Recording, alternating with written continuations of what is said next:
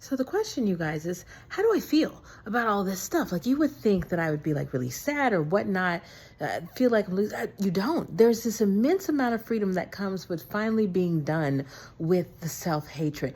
I wish that I had known 7 years ago that that's what I was on. You hear about this journey of self-love and doing all this other stuff. But it really is about you not acting like you hate yourself.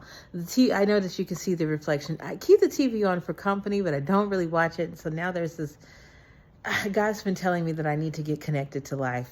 I'm seeing that in my reflection in the glasses. We're having a real moment. With that being said, that's where I'm at in life now. It's not about good versus evil, bad, all this other stuff. It really is just about being present in every single moment and letting God direct you and tell you what you need to do.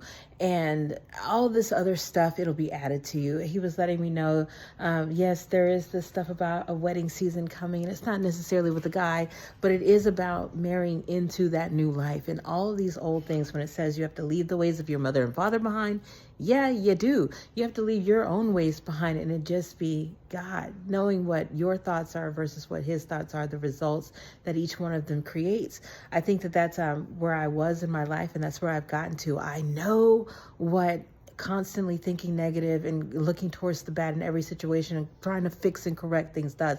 I also know what trusting God's, omnipotence, in that he's got everything under divine control. And all I need to do is just, what's your will, God? I'm sure I will be more than happy to make your will my way, and to go from there, so that you really are just living the way you're supposed to, and who God in Christ Jesus tells you that you are. So yeah, on to much better things. I tell you that having that parental showdown, which a lot of us need to have, is not. It's not the tragedy you think it is. It is a major release that I wish that I could give to people. But I can tell you, if you just keep going, being your authentic self, truthfully you, it'll happen. And like I said, God is a God of restoration. In due time, you got here. That's always the hope and faith that you have, that you got to this point.